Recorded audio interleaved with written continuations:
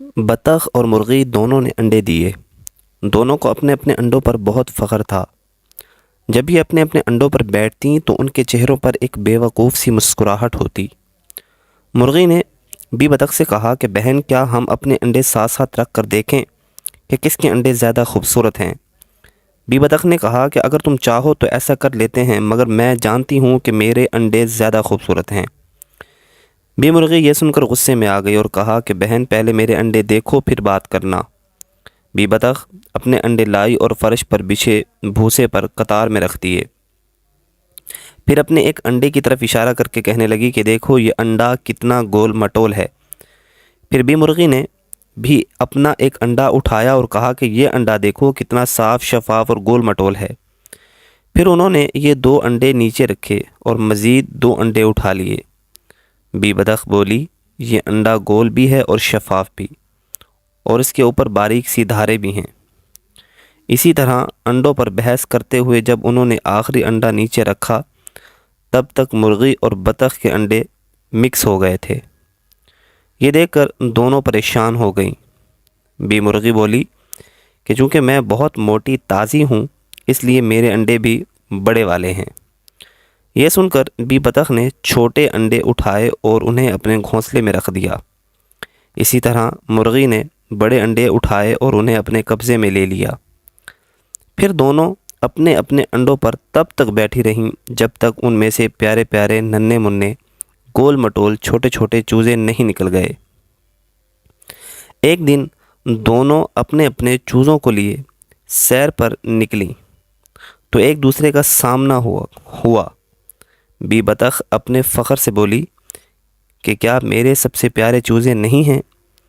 کیا بی مرغی، تم نے میرے پیارے چوزے پہلے کبھی نہیں دیکھے؟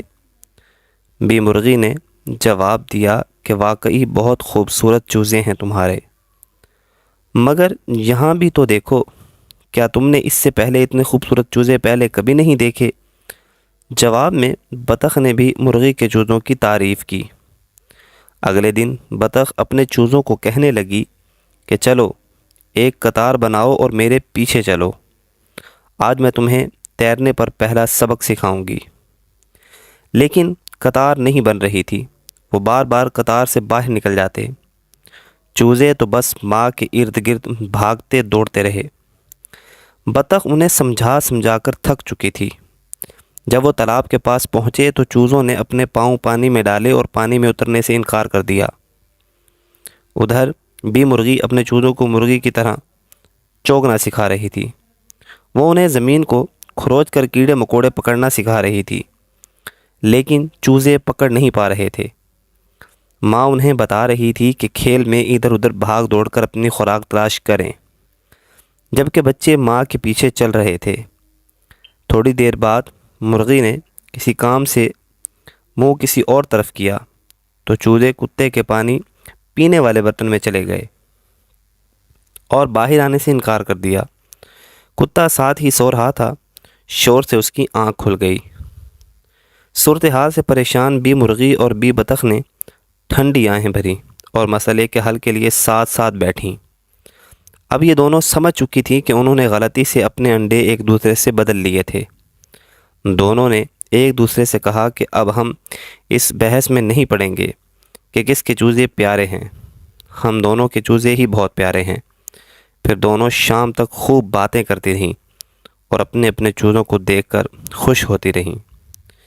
بی بطخ کے چوزے پانی کے پیالے میں تیر رہے تھے، جبکہ مرغی کے چوزے ادھر ادھر بھاگ دوڑ کر اپنی خوراک تلاش کر رہے تھے۔ اس کہانی سے یہ سبق ملتا ہے کہ خود پسندی اچھی عادت نہیں ہے، کیونکہ اگر آپ کے پاس کوئی بہترین چیز ہے تو یہ ضروری نہیں کہ وہ صرف آپ ہی کے پاس ہو۔ دوسروں کی اچھائی کو بھی سراہنا چاہیے، اس طرح آپس میں پیار بڑھتا ہے۔